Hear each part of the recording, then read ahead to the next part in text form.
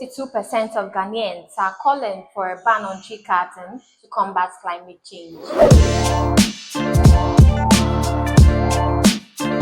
A new Afrobarometer report reveals that 52% of Ghanaians support the ban on tree cutting. The report, released on November 22, 2024, shows a growing concern among Ghanaians on the adverse effects of climate change on their lives. It also highlights a strong public demand for immediate government action, with 71% of informed citizens urging intervention, even at an economic cost. Do you agree on the ban of tree cutting to address climate change? Comments down below your thoughts on this and other policies you think would help address climate change better in Ghana. My name is Peggy Nyakwabano.